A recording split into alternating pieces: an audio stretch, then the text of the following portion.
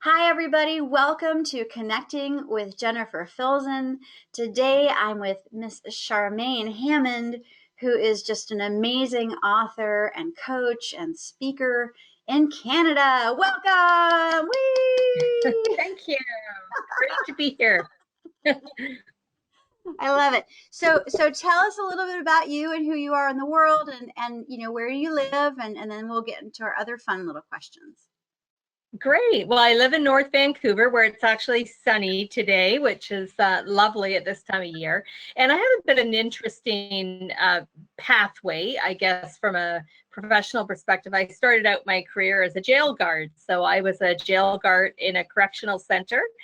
You didn't know that. So, Wow. and worked in adult institutions as well as with young offenders. But that's honestly where I established my passion for conflict resolution, and I I went was back to about to school. say that was probably the crux of That's why where it you're a conflict started. It all resolution. started in jail. Oh my gosh, that's Exactly. so interesting. Oh my gosh, I okay, if you don't mind. I mean, was that a career path that you were seeking, or was that something you fell into? Yeah.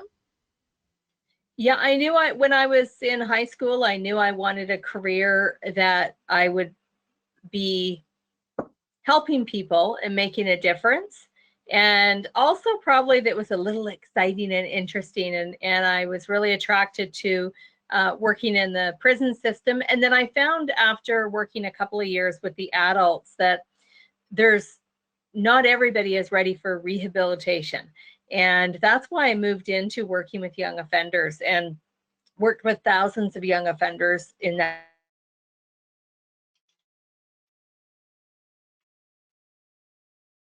Oh, did I lose you? So much for about taking.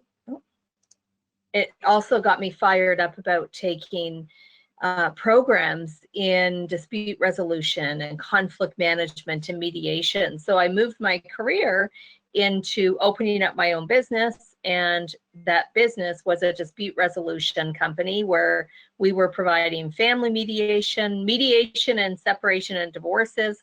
And then I moved into specializing in workplace conflict resolution. Gotcha. Okay, I'm gonna need to do like an editing thing. So you cut out a little Okay. bit, and now I don't see you anymore. Yeah, Like, yeah, it's your the go-to meeting keeps sending, like, it puts up a notice, new hardware, and then it's not accepting my ooh, let's okay. see. Oh So no. what it does, it's like Oh, it there you shows me are. now, and then it flashes a new hardware install now, and it's coming from GoToMeeting, not from my Yeah. computer. So go ahead and So accept yeah. or Yeah, it's not up there now. It mm. only comes up, like, it came up randomly that as soon as I cut out. So I Oh, don't know how to navigate around that because I have it's saying here yeah. um Logitech, but I guess if it comes up again, I'll accept it. That was I tried to do that, but apparently I wasn't fast enough.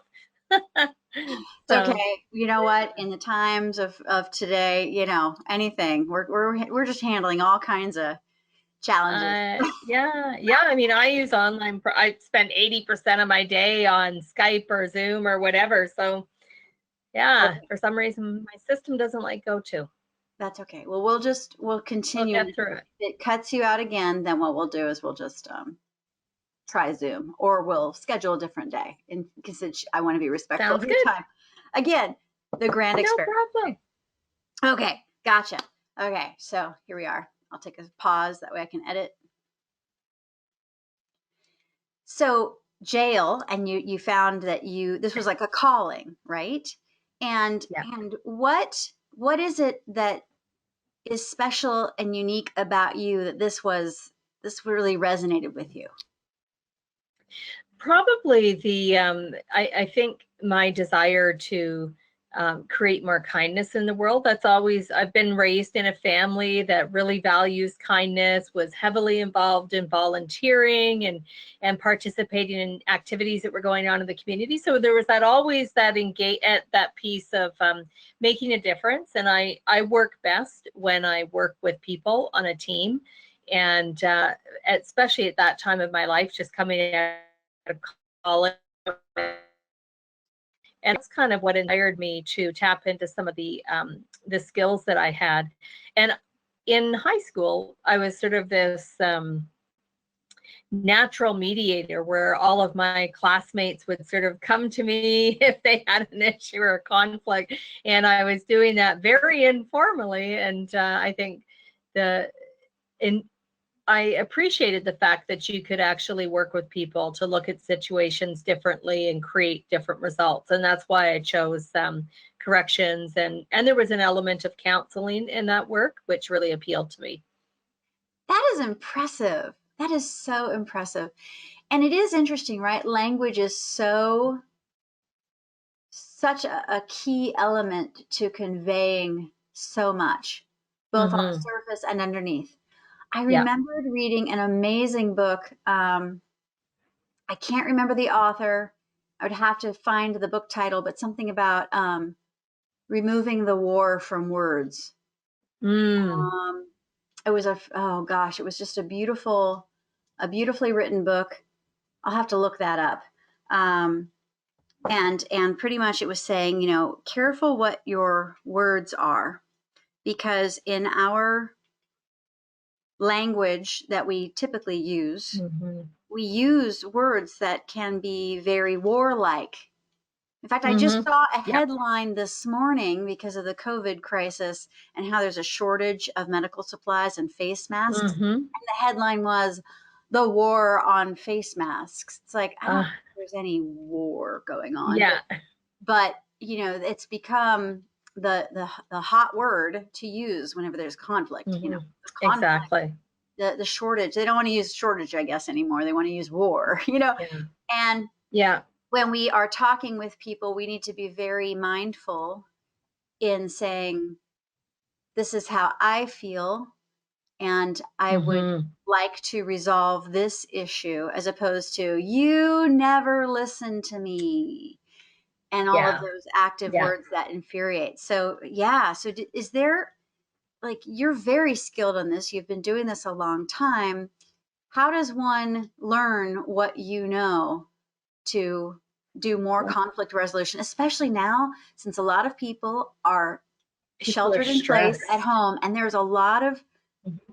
unfortunately, there are more reports of domestic violence and issues and high divorce rates going on as people are sequestered and sheltered together. So, how do we Mm-hmm. help ourselves so we're not killing our roommates? Absolutely. Well, well, you mentioned one thing that actually relates greatly to how we handle conflict, and you were talking about the power behind our words. And I teach clients that I work with, while I don't mediate anymore, I teach the skills of conflict resolution, and I teach our clients, whether they're families. Mostly, I work with workplaces, so I don't work with families anymore, other than through conferences. But what we teach is that how we think about conflict shapes every action we take in conflict. So, for example, when I talk to workplaces, if I'm training or speaking, I talk about, if you think conflict is awful, negative, it destroys relationships, it's a fight, it's a battle, the conversation is going to suck. That's exactly what we create. So what we think about conflict is actually shaping how we speak to people, how we show up in the conversation. It impacts our trust. So the first activity I get people to do is to look at how they're thinking about conflict and reframing it. So if we think that conflict is bad and awful, another way to look at disagreement with people is, this is an opportunity to resolve something. This is an opportunity to clear the air. This is an opportunity where we can both learn something about each other and hopefully come to a beneficial conclusion or agreement. So that perspective is going to shape a very, very different conversation. Hmm. Hmm. Wow. That's impressive.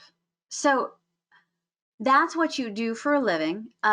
Do you also do this in your hobbies? Like, what kind of hobbies do you have? Do you have time for hobbies in this busy world?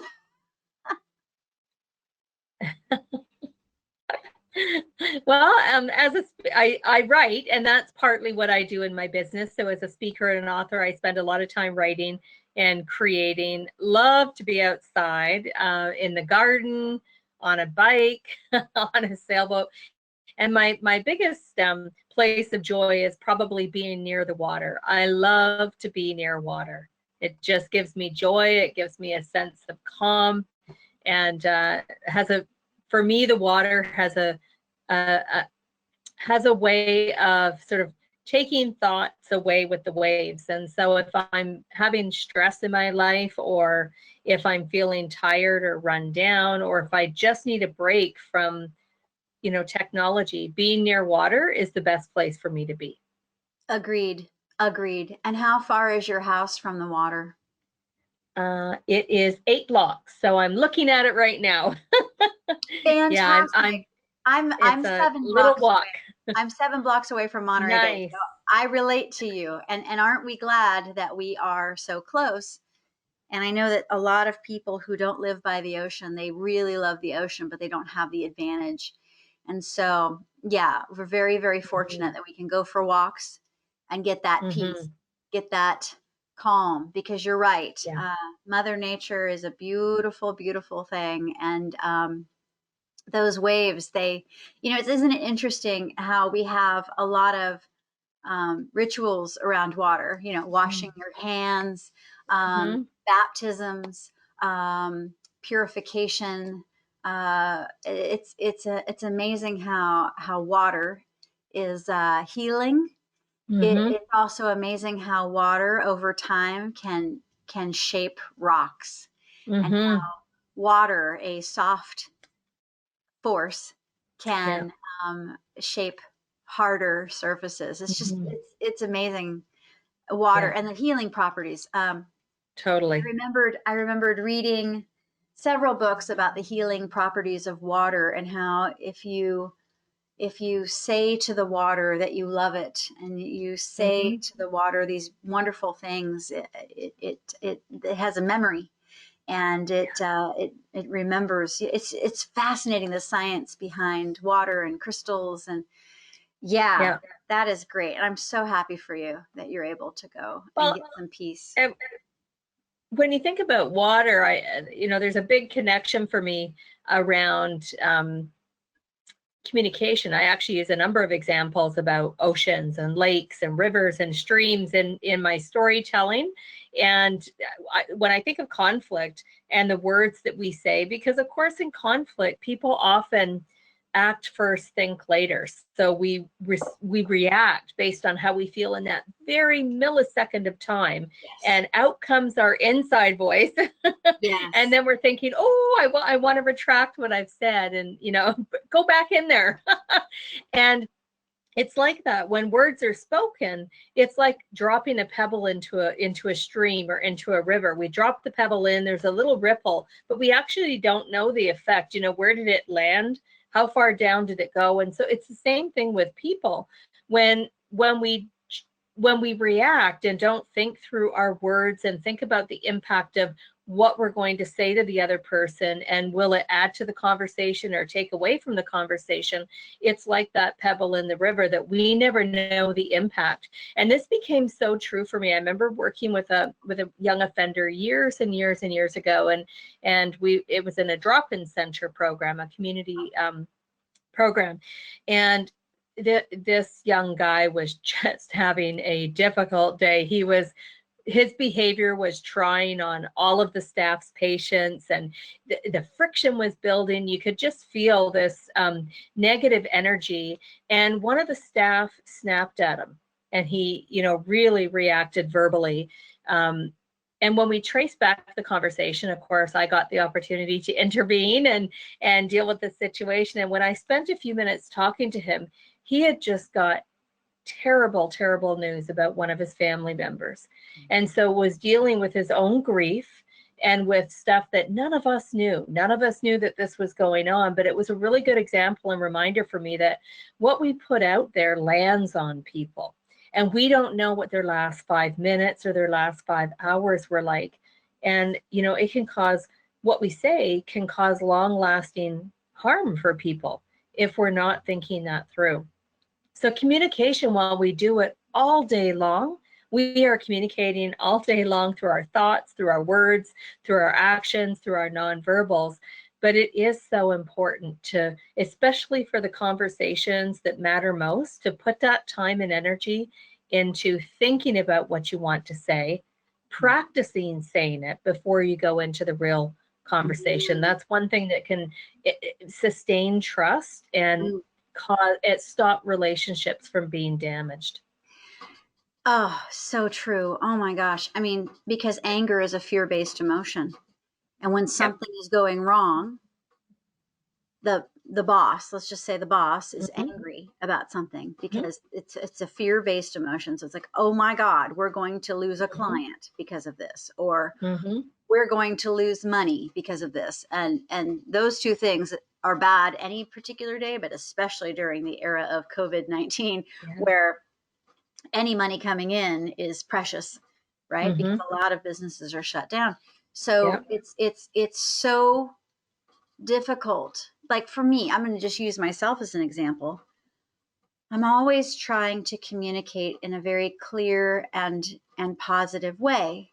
But unfortunately, when I am caught in the moment on the phone, I am not able to always dial it back. I usually have to, for myself, I have to get the information, think about it for a while, and then write it out, because this is one of the reasons why I'm so happy that I work from home. Not everyone can see the little mini meltdowns that I have.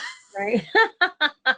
Yes. Like, what was this all about? Oh my God. You know, but then by the time I write it out in an email, it's nicer, it's calmer, you know, it's like, all right, you know, but unfortunately I have to go through my reaction. It's just like touching an oven, you know, you touch the hot oven and you shout out, yow, you know, or whatever explicative, right? And you know that, I mean, I know in my head that you want to wait, you know, the harder the ouch, you want to wait for that stimulus to kind of chill out a little bit before you respond.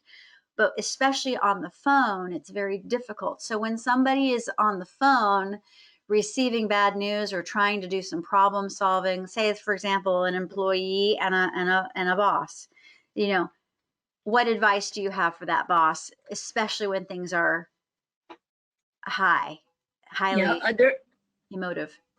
There's a few things that you can do on the phone, and they absolutely work in face-to-face conversation as well, whether that's over video, which many of us are doing right now in our teams because we're working from home. So one of those is to actually slow the pace of the conversation down. There's a tendency when we are sharing bad news or in disagreement with people or receiving feedback that's hard to hear. Reactions that are emotion-based tend to happen at a quicker speed, a louder tone, or a more agitated tone. And what happens is the person you're speaking to matches it. So if you're raising your voice, they often raise their voice. And if you're speaking faster, they speak faster. And it creates a very agitated, almost like an interrogation feeling for people. And what really needs to be talked about isn't getting addressed because people are just defending themselves and accusing. And so slowing down the conversation, remembering to breathe, because your body is, you know, our brain is an incredible tool that we have, and it creates a lot of challenges because sometimes it misreads anxiety for anger. And so we start sounding very angry in our responses, where it's actually not anger that we're feeling. It might be the need to protect ourselves, or it might be discomfort or anxiety. So slow it down. The other thing is, rather than defend a statement, ask a question. So if somebody says something like, oh, you're always late with that reporter. I told you to call that client, and the client told me they haven't been called yet. What's going on? The tendency is to jump into a defense. Now recognize the person who made the accusation or made the claim or statement, they're already in their head trying to think about what they're going to say next. So they're not even listening full on or 100%. So a great strategy is to ask open-ended questions that start with who, what, where, when, why, and how. And that slows the conversation down. It takes out that kind of feeling of animosity, helps you further understand, because we often just start assuming we know what the other person meant. So I might say something like, which client are we referring to? Or how did it come to your attention that the client didn't get what they need? I just want to understand this, before I provide the response or information you need. So often we just need to probe and ask deeper level of questions to figure this out. And I think the other tip that I would pass on is knowing that we have a lot of control, and I don't mean control in a negative way. I mean this in a very affirmative way. We have a lot of control or influence over the results and impacts of our conversation simply by how we show up. So if we show up with an open mind versus a closed mind, we are going to impact the situation. So for myself, if I was on a phone call with someone and they're agitated and, or accusing or something like that, it's really difficult, but so important to resist the urge to sort of push back at them and instead take a breath, change your body positioning, clear the distractions that are around you, like don't be looking at your phone in between, this really important conversation. And what that does is it changes how you're showing up in the dialogue. And you have 50% influence over the scenario that is being created just by how you show up. And when I'm working, I remember when I was a mediator years ago, I had a couple people from a workplace that were in a pretty intense conflict. In fact, when I started working with them, they couldn't even be in the same room. So I had to do what's called shuttle mediation. And eventually we got them in the same room. But they were just so angry and hurt by what had gone on over the last few years in their conflict. And there was, no listening going on. It was just making statements, making accusations, and making assumptions. That's how their dialogue was going. And my job as a mediator was to really create a safe space for them to have this conversation and foster them hearing each other. And a big part of what I did was asking questions and slowing the conversation down. And how I showed up in their dialogue created the same impact for them. So as I slowed things down, they slowed things down. Wow. You're doing some important work, Charmaine. Very, very important work. So let's talk about who you serve in your life, because, clearly you're helping companies. But are you also, well, it sounds like you're serving everybody with these wonderful skills. Everyone. Do you have children? I don't. I have a dog who actually teaches me every day about communication, specifically the tip of we need to be more simple, concrete, and clear in our communication. Because with Toby, who's my dog, if I give him this convoluted instruction, or I'm talking to him like he's a human, he has no idea what I'm saying. But if I just say, Toby, sit, he understands that.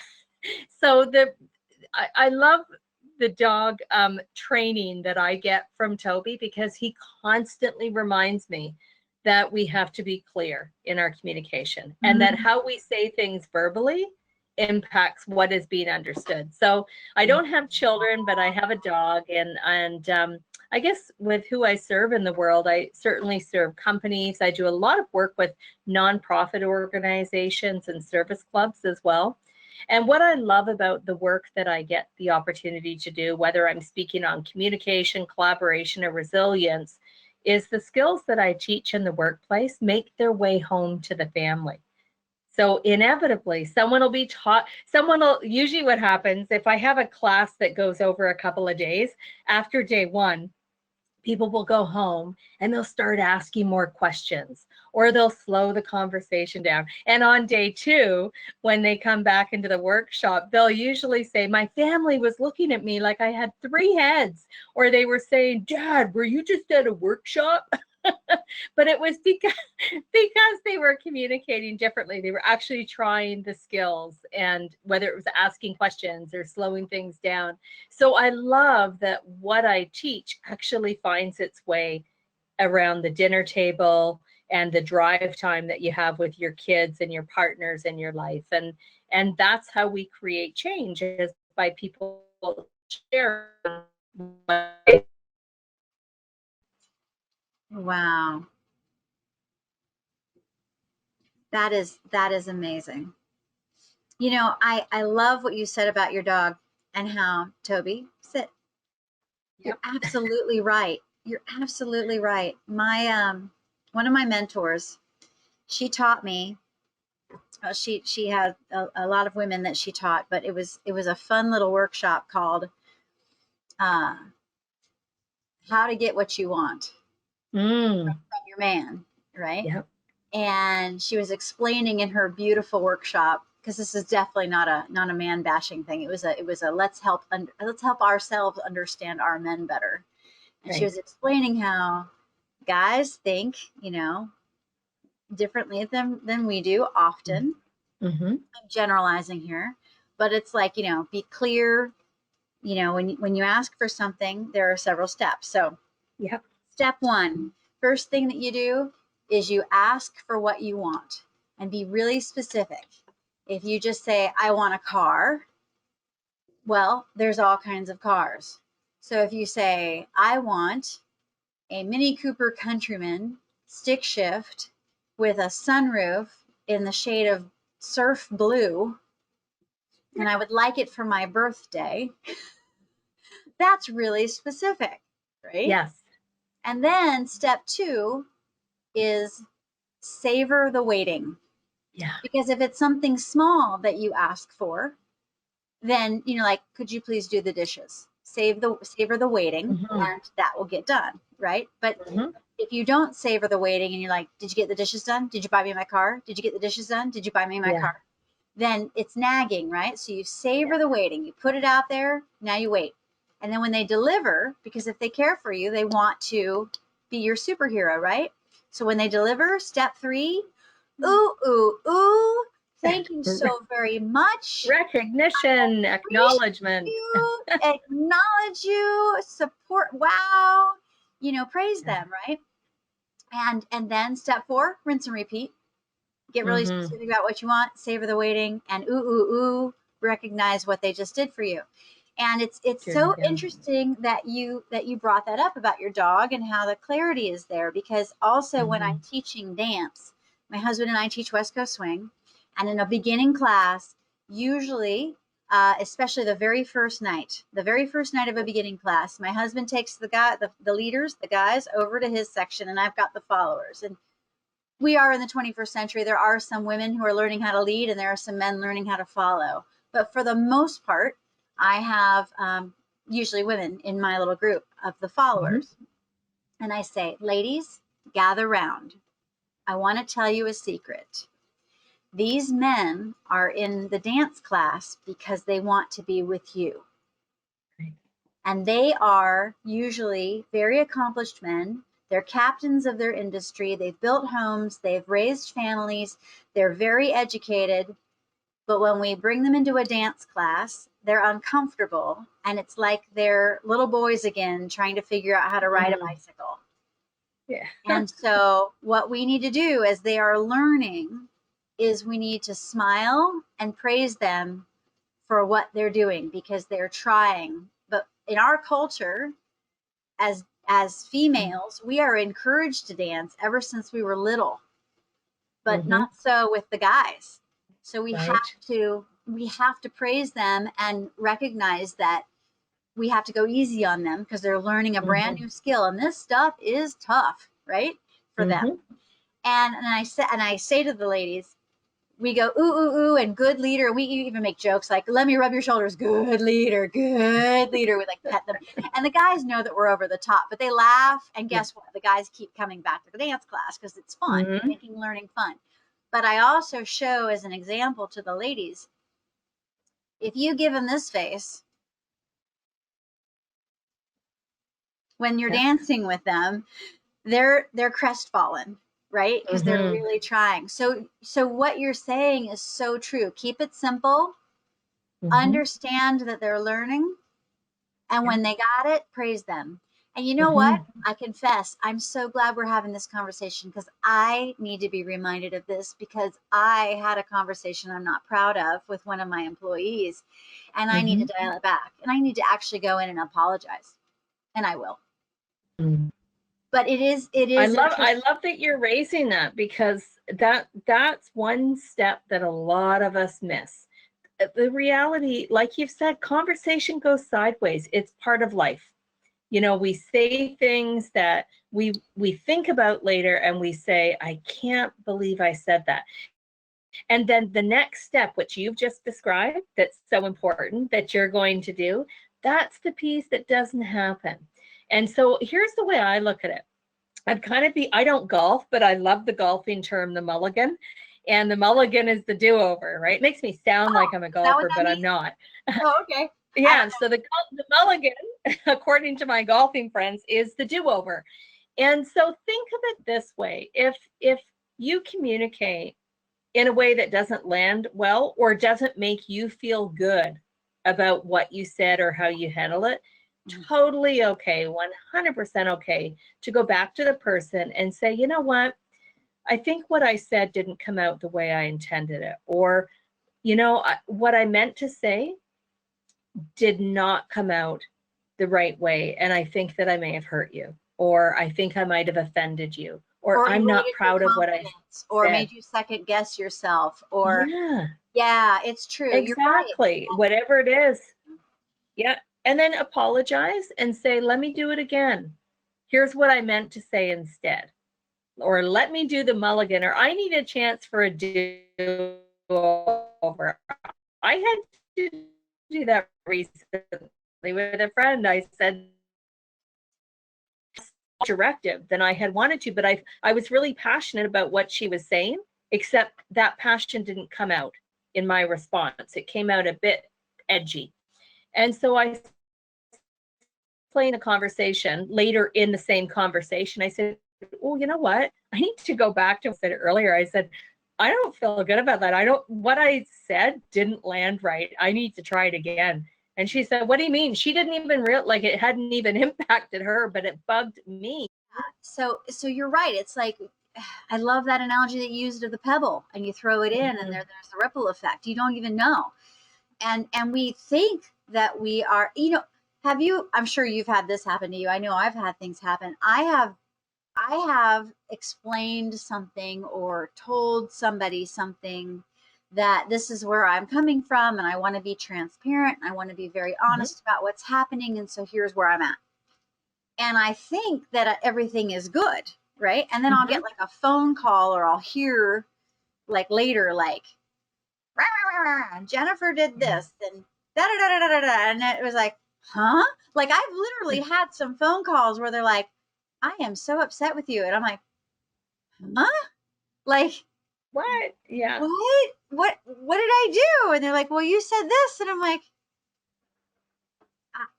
I didn't intend it. But you're right, though, it lands, and it's interesting too, because our perception is our reality, right? Mm-hmm. Whatever we perceive, oh, that person is against me.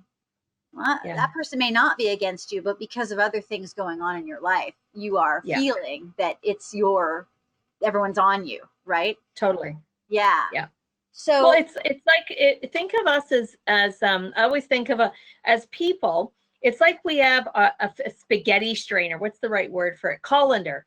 And if you think of how water goes into a colander and then it gets spread out and dispersed from the holes, communication is like that. We filter things all the time.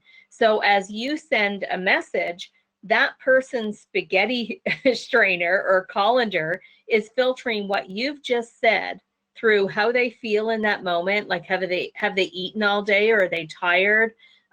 What were they just doing 10 minutes ago? Are they in a rush to get somewhere else? And our conversation is creating anxiety for them because they're thinking they're going to be late. Has there been a rocky relationship with the person you're talking to? Maybe every conversation you have has been Oh, yeah. more stressful. So all that, so what they hear, so you say the message, but what they hear could be entirely different because of how they're filtering it. And we do the same thing when someone says something to us. So that's where those questions and, help me understand what's going on, or tell me more about that, just to get people to kind of back up and bring you up to speed. Mm-hmm. Oh, such words of wisdom, Charmaine. Oh my gosh, I could talk to you for hours about this. This is great. So now you have these amazing skills. I can totally see why you are so successful and why so many businesses need Charmaine Hammond. Yeah. Are you working with companies all across the globe, or just primarily in Canada and the United States? Yeah, I've actually had the opportunity to travel quite a bit for my work, which I love. And now that we're in this time of, isolating in place or social distancing, whatever the terminology is that you're using in your community, it's actually allowing me to show up and do my work virtually through platforms like the one you and I are on today. And I love that. And of course, with video, you're able to really engage. And I know some of the training sessions or webinars or online classes that I do, I sometimes forget that I'm not with them because there's so many ways you can engage people. I forget that I'm in front of a screen. And most of my work is in Canada, and then of course do some work in the United States as well. And my audiences are really quite diverse. From any given day, it can change in terms of who I'm working with. And I think what I love about the topics that I work on is that these are, whether it's collaboration or conflict resolution or resilience, these are all things that can help us live a better life and help us have healthier relationships and healthier workplaces. And I know that when workplaces are healthy, families are healthier, because we all bring, people bring stuff home from work. So if a parent, for example, has had a really, really rough day at work and dealing with all kinds of conflict, it's really challenging to come home and be 100% on for your family and to give people the best version of you. That's hard work. And so the healthier the workplaces, the healthier our families, which means the healthier our schools are. There's just an incredible ripple effect. Wow. That must be your why, huh? Because you were raised in a family that emphasizes kindness. Mm-hmm. Now, come on, did you and your entire family, did you guys always get along? Or did you? Oh, I mean, conflict, like every family. So, there has been conflict with disagreement. I mean, that's one of the things I love about relationships. I mean, in my family, there's myself and two sisters, and then my mom and dad, and we all have our own different viewpoints on different things, just like in a workplace. And I just think that's what makes conversation richer. If we were all agreeing on everything all the time, how boring would that be? But from a business perspective, how much would you really advance your business if we all saw things the same way? It would mean we probably wouldn't have creative solutions. And I mean, one of the things I loved about my family growing up, of course, we have disagreements and we actually all handle situations differently. And that's not unlike the workplace. I mean, there's a great tool that I love. It's by a gentleman named Hal Stacks, and he was from Wayne State University, and he calls it the working style inventory. And he says essentially that there's 4 ways that people work. There's the analytical working style, the driver working style, the amiable working style, and the expressive working style. And those differences are what make teams and families and communities really rich, because they're different and they complement each other. they're also the things that get us into conflict. So, for example, if someone is a driver, they typically have the sort of results mindset. Results. Don't want to hear the backstory. Get to the point. Let's just solve this. Move on. The Mm. amiable working style is all about relationships and peace and trust and harmony. And so these 4 different working styles impact how we show up, how we relate to others, how we handle disagreement. And what really became profound for me, like I've known this for years. I've used this tool for, I don't know, 20 years or something in my work. And about 5 years ago, my husband and my dog Toby and I went on a cross North America kindness tour. So we had a motorhome, the Kindness Mobile, and we drove 10,000 miles, which is 14,000 kilometers. I know, across North America and back, with one sole mission, was to inspire more kindness in the world. And I remember, like, this one story, it gets me emotional all the time, but we were in front of a elementary school, and Toby and I and my husband were up on the stage, and we were talking about kindness, and Toby was being Toby, his animated barky self. And I saw this little boy in an orange shirt, and he was kind of halfway, probably 400 kids in the gym, and he was halfway, he was sort of in the middle. And I saw my dog keep looking in this direction, and he was right on they had kind of the gym in 2 groups with the aisle between, is how it was set up. And I would see this little boy write something down on a piece of paper, and then he would slide it out into that aisle. And I'd sort of look at him, I'd see him, and as soon as he knew that we had made eye contact, he'd slide it back. And he did this through the whole presentation. And of course, I thought, what is this? I was so curious. I couldn't wait for it to be over so I could go see. And he was waiting. Everybody was leaving the gym, and Toby was saying goodbye to everyone and barking goodbye. And this little guy in the orange shirt comes up to me, and he said, I do kindness too. And I said, oh, wow. Is that what you were writing on your paper? And he said, yeah. He said, I've written a book. I wrote a book. I'm going to get it on Netflix and everything. I'm going to call Sony. This is what he was saying. And he asked if he could read me his book. And his book was about a little alien family, which I'm pretty sure was based on his family, who were doing acts of kindness even on the moon. And they traveled the globe. They traveled the planets doing kindness. And that's what his book was. So I actually communicated with the guidance counselor and the teachers and connected him with a publisher. And I said, we've got to get this little guy's book published. So they were working with someone actually through one of the bookstores in their community. So I hope that one day we'll be watching that little alien story on Netflix. And the reason I share that story is, again, we never know how we impact people. And I think about how many people impacted me with kindness in my whole life. And just to know that how you show up every day is touching someone. And I had one of my biggest mentors was my grade 9 English teacher, Mrs. Decatus. And she was the one who inspired me, not directly, but how she to become a jail guard. And she helped me come out of my shyness and to build confidence. And I actually had the opportunity 4 months ago to thank her in person for having such a profound impact on who I am today. And it was the best 2.5 hours of my life, honestly, probably in the top 10. I mean, it was just so amazing to see her. And she's retired. And I did that because I think, now we're living in this time of people feeling disconnected.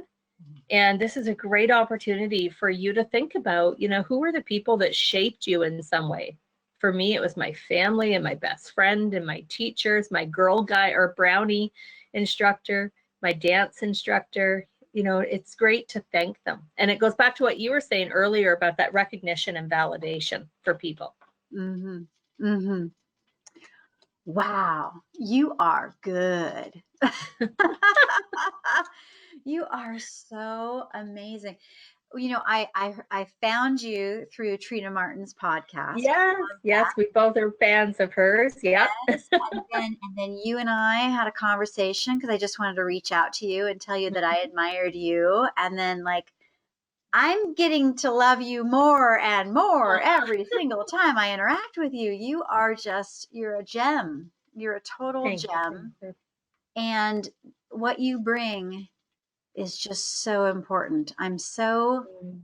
honored that you got to hang out with me on this beautiful Sunday morning. But then also, too, like, yeah, you're doing some really, really great work. And if there is anything that I can do to support you in your journey, oh my God, it would just be an honor. Oh, Yeah, thank you.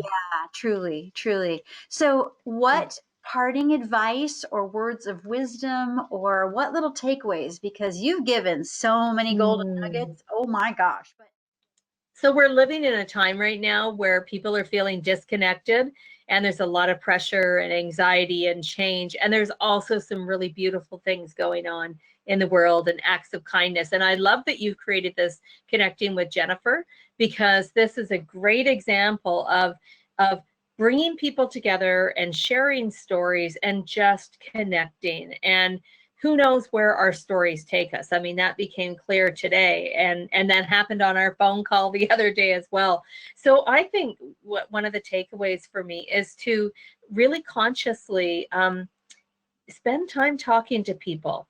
Share stories. Stories connect people. Stories are really important. Share stories about yourself, your family. And the other advice I would give is be kind to yourself. We are so hard on ourselves when we make a mistake, when we mess up, when our inside voice comes out and we say something that we don't mean. It's not the end of the world. It can be fixed or repaired or at least addressed, but not to be so hard on ourselves. We've got to show kindness to ourselves, and that's something that I need to remember all the time as well. And I guess the last tip I would have is, when you have a conversation that's really important, whether it's with your child, your partner, somebody you work with, your boss, whoever it is, the more uh, sort of the more important the conversation, or maybe the more difficult that conversation may be, the more important it is to prepare. So I always say, have the courageous dialogue. And the courageous dialogue is having those conversations that matter most, but are mostly avoided. So have the conversation, but prepare for it. So great. And also, too, presume positive intent, right? Yes, Yeah, totally. yeah. Yeah. I don't think anybody has any intention of truly being malicious. Mm-mm. It, You know, that reminds me of something. I am seeing a lot of, maybe because we're so close to April Fool's Day, and I know a lot of people decided not to do any April Fool's, you know, right. pranks because, we're in such uh, sensitive times. Mm-hmm. But quite frankly, I don't like pranks. I don't like Mm-hmm. I feel that they're unkind. Yeah. Aha, I Yeah. got you, and I made you look foolish, and hey, look at this, Yeah. I tricked you. I was talking with Mac Kyles, who was on another Connecting with Jennifer Mm-hmm. Filzen episode yesterday, and I was like, I never ever want to participate in anything that is cutting, because that's just Mm-hmm. not my intention. I know that a lot of people are seeking humor when they do that kind of thing, but teasing and pranks and that kind of thing are Mm-hmm. often a form of bullying, and Yeah. it's a power move. And Mm-hmm. so my hope is to always foster an environment where no one feels that they need to have to endure that kind of, you know, toxicity. Yeah. Yeah, because it Yeah. can That's an really, important message. yeah, and it can bankrupt the trust in the bank account that you've built, right? Mm-hmm. So we have to all be aware of the bank accounts of trust and reciprocity and kindness that we've built with people, because it can quickly go bankrupt, can't it? Yes. It Yeah. absolutely. Yeah. Wow. And that's, coming from a place of kindness.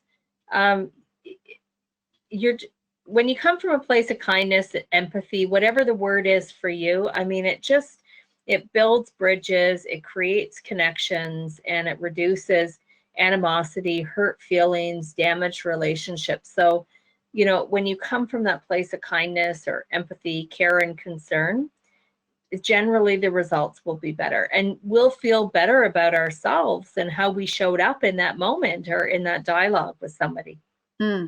Amazing. Well, hats off to you, Charmaine. You are a treasure. All right. Well, hey, everybody. Thank you so much for joining us today on Connecting with Jennifer Filzen and Charmaine Hammond. Charmaine, how do we get a hold of you if we want to talk to you more and hire you to solve our problems? Well, probably the best place is the website, charmainehammond.com, just after my name. And of course, I'm on social media under charmainehammond.com as well, or Charmaine Hammond. Excellent. Excellent. Oh my gosh, you're such a treasure. Okay, honey. Thank you, everybody. Thank you, Jennifer. We'll Thank see you so you guys much. later. Bye.